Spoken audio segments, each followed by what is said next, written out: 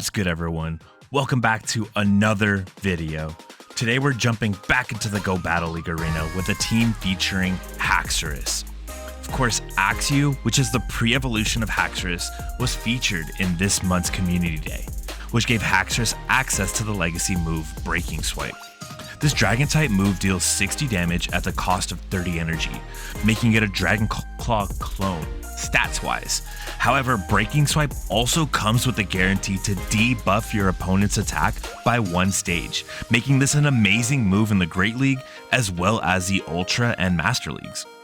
Overall, I had a ton of fun running this new iteration of Haxorus and was just super excited after Community Day to see what Haxorus can do in the Open Great League. We're featuring this Pokemon on a team with Nidoqueen on the lead as well as Jellicent. Hopefully y'all had an amazing Community Day.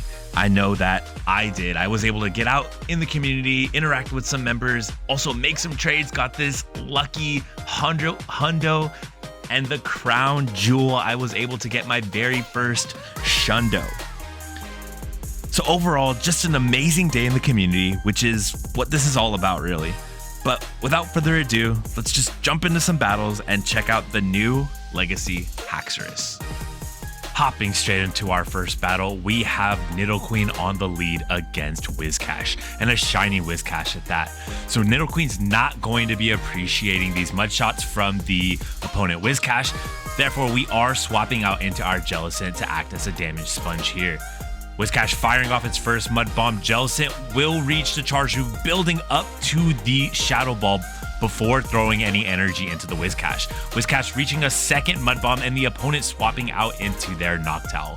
Noctowl will be double resisting the Hex and Shadow Ball damage from Jellicent. Therefore, we are throwing Surfs against this Noctowl, hoping to get the Noctowl low while also doing our best to stall out this switch clock. We do reach a third Surf against this Noctowl, and this will begin to put some shield pressure on the Noctowl. Noctowl extremely low. We go for the snipe with our Nidoqueen, swap back in, are able to build up to the Poison Fang, and now the opponent decides to shield to preserve that energy on the Noctowl, now firing off some of that energy, and it's a Shadow Ball into our Nidoqueen. Nidoqueen goes unshielded, the opponent swapping back into the Whiscash. Whiscash building up to the Mud Bomb. Nidoqueen choosing to shield here to hopefully build up to this Earth Power, gets to the Earth Power. This will be dealing a massive amount of damage onto the Whiscash or threatening their second shield. Opponent deciding to keep their or preserve their last shield and instead taking the damage onto the Whiscash. And at this point, everything is coming down to our Haxorus. Legacy Haxorus making its debut in the Open Great League, able to get the counter down onto the Whiscash, awaiting the opponent's next Pokemon. Opponent swaps into the Dunsparce, and this first game plan worked out perfectly. Never mind that we are throwing the Night Slash instead of the Legacy Breaking Swipe, but we were able to lure out the opponent's counter to our Jellicent. Hopefully it's not a normal type, and leaving that normal type in the back for the Haxorus. Haxorus now firing off this Breaking Swipe, which will be dealing a decent amount of damage onto the opponent Dunsparce, who will make it to 1 drill run here, but this drill run is now debuffed and will not be threatening the Haxorus. Haxorus calls game. Well played by the opponent. Thank you for the match. Jumping right into our next battle, we have Nidoqueen on the lead against Altaria. So our entire team doesn't really appreciate Altaria very much, therefore we do swap into our Jellicent immediately and are met by the opponent's Ferrothorn. Ferrothorn will be dealing super effective damage, although minimal damage with these Bullet Seeds, but it will threaten the Jellicent with this Power Whip if they choose to throw it, and it is the Power Whip. Jellicent now extremely low, not able to get to another charge move, goes down with the Surf. We overtap on the Hex, not able to make it to a Surf, and now this Ferrothorn is in prime position to threaten the health and shields of our Nidoqueen. Although that Power Whip is dealing neutral damage, we do see it doing about 50% HP, and we over farm, going for the aggressive farm down, not able to get the farm down before Ferrothorn reaches another charge move, and now our Nidoqueen is extremely low with a full health Altaria waiting to swap back in. Nidoqueen firing off this Poison Fang, goes unshielded by the opponent. Nidoqueen throwing off a second Poison Fang. Due to the debuff, this will be doing more damage, and it does go shielded by the opponent. At this point, we want to avoid the farm down, but we are not able to do significant damage as our counters are being resisted by the Flyer Altaria. Haxorus does make it to a breaking swipe, but at this point, we are extremely low. The opponent choosing to shield and will be able to farm down both of our remaining Pokemon. I choose to shield here, delaying the inevitable, wanting to fight the good fight, but the writing has been written on the wall, and Altaria will be able to get the farm down as we do make it to one final Poison Fang. Unable to throw it. Good game by the opponent. Thank you for the match. Hopping into the next battle, we have Nidoqueen on the lead against Berserker. Nidoqueen will be dealing resisted damage into the Steel type with Poison Jab, but we will be able to threaten the health and shields through our charge move of Earth Power. We are going to respect the damage dealt by this Berserker by shielding the first close combat, even though we would be resisting it due to our poison typing. We throw off a charge move.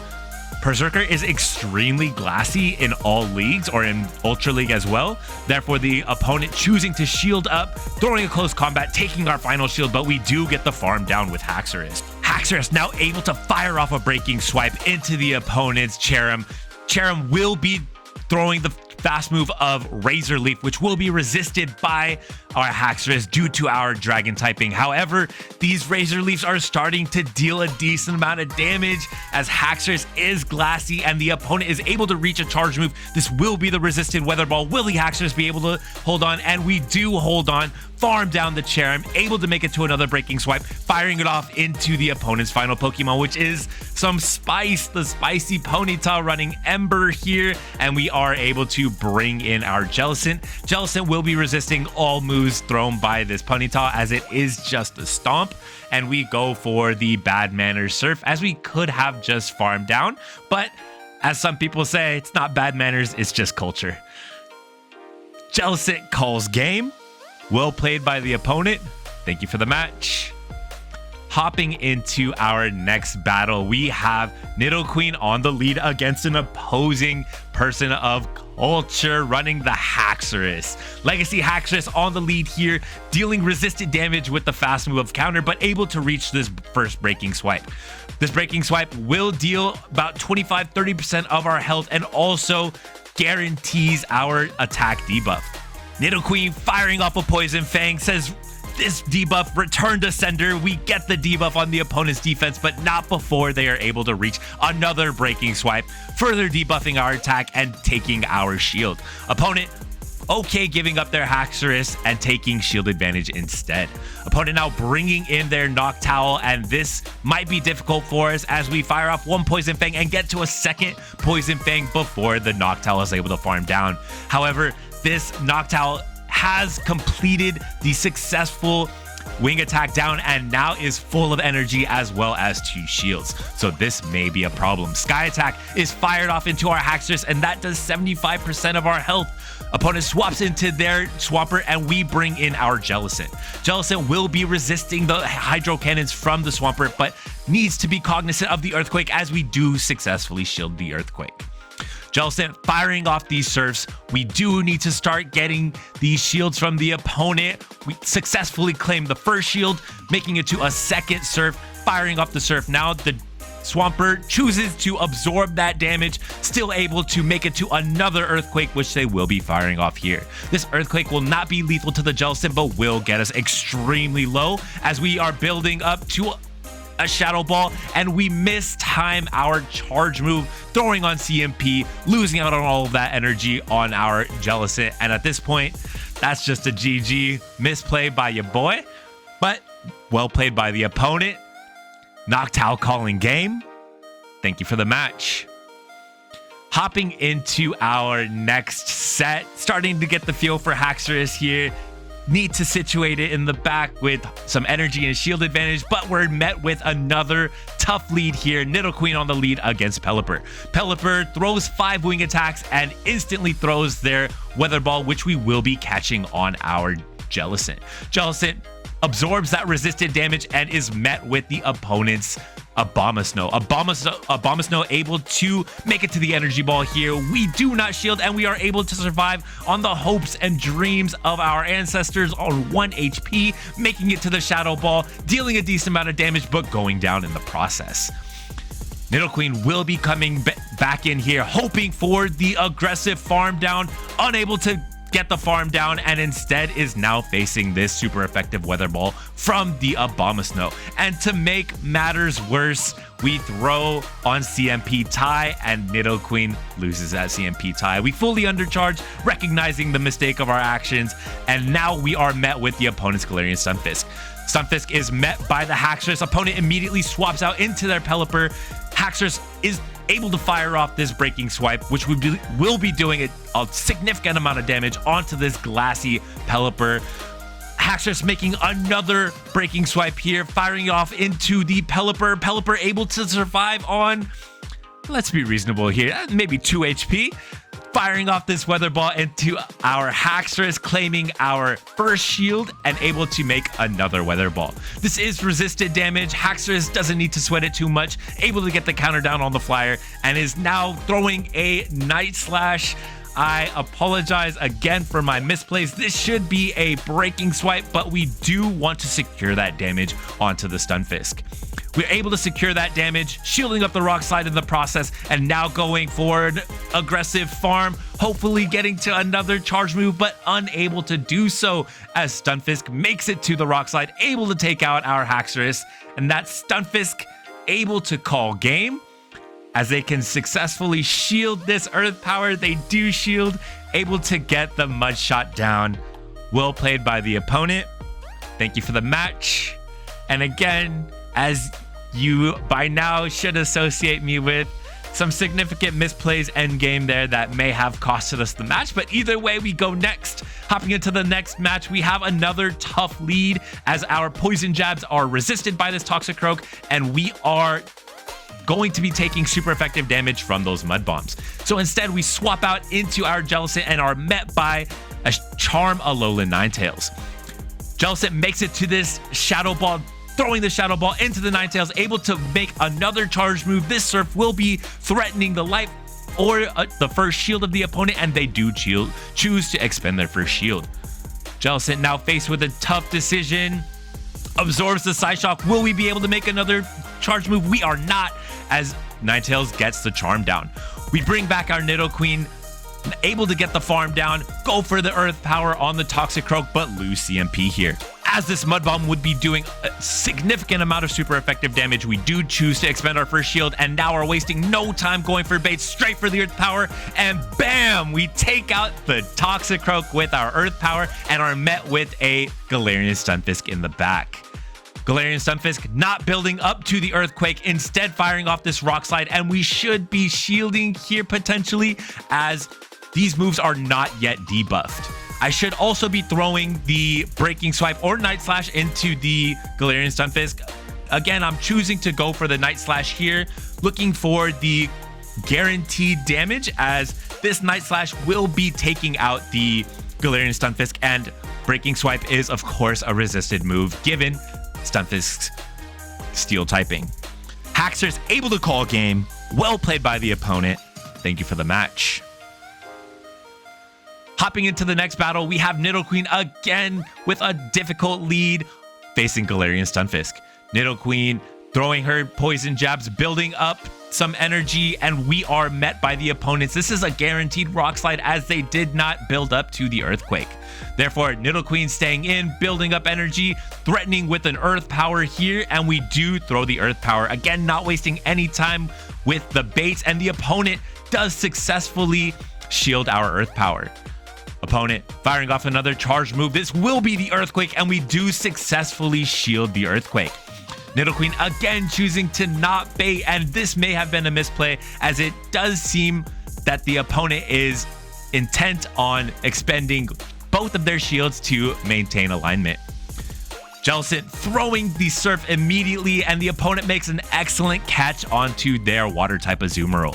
Azumarill now against Jellicent. Jellicent building up to the Shadow Ball. We throw, which I thought would be CMP tie, but the opponent chooses to build up further energy. Azu will be able to soak that Shadow Ball damage, as Azumarill, even though it's not the most meta Pokemon, is still extremely bulky. Azu building up energy, not able to reach another charge move before Jellicent reaches a second Shadow Ball, and that does take out the Azu, as the opponent no longer has any shields. Opponent swaps into their Trevenant. We are able to expend our final shield here to preserve the health on our Jellicent. I'm anticipating the opponent will swap in immediately with their Stunfisk, and they do after we swap out with our Jellicent. And at this point, Stunfisk gets the farm down, and I have admittedly lost track of the amount of energy that Stunfisk has.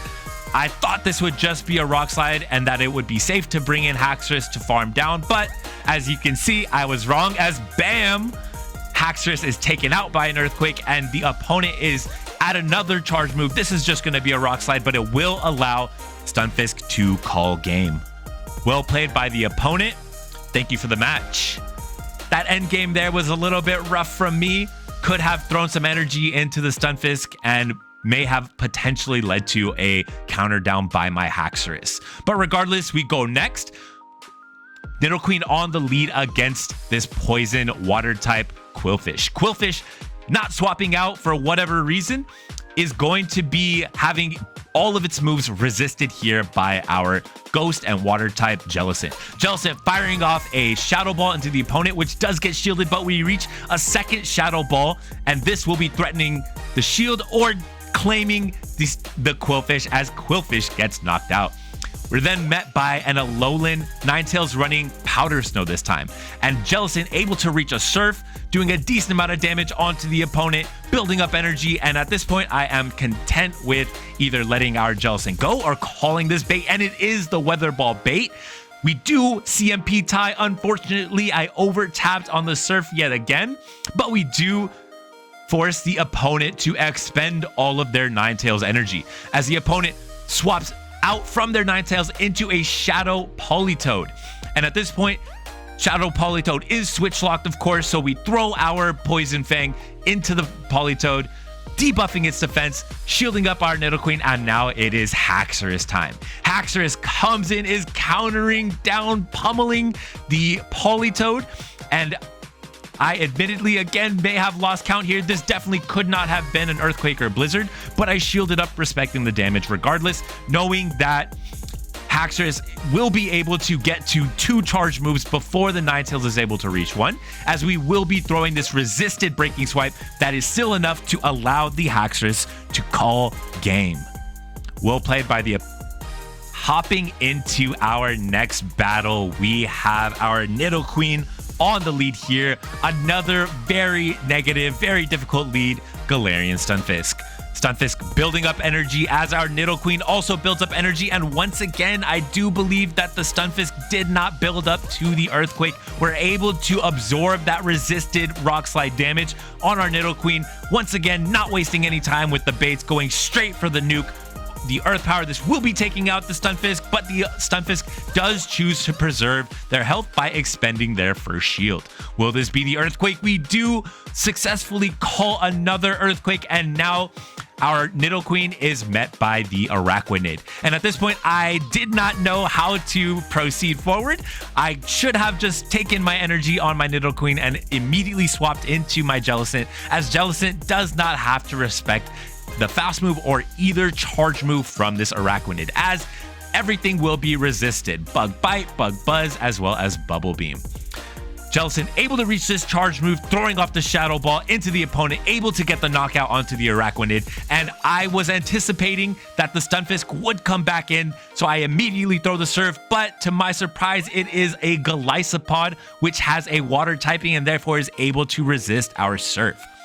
Jellicent does reach another Surf, throwing on CMP tie, but Golisopod wins CMP, throws the X-Scissor, but Jellicent hangs on by the hopes and dreams of its ancestors on 1 HP, able to fire off another Surf, allowing the Haxorus to come in, go for the aggressive farm down at the expense of, just the damage from this X-Scissor, as we will be resisting Golisopod's hardest hitting move of Liquidation. We take the damage on the X-Scissor, and now we have 1 shield and this charge move against the Galarian Stunfisk. We fire off the Breaking Swipe, and we do get Mudshot down by the opponent. This could be tricky, as Stunfisk does have energy as well as a shield, and both of our Mons are not healthy.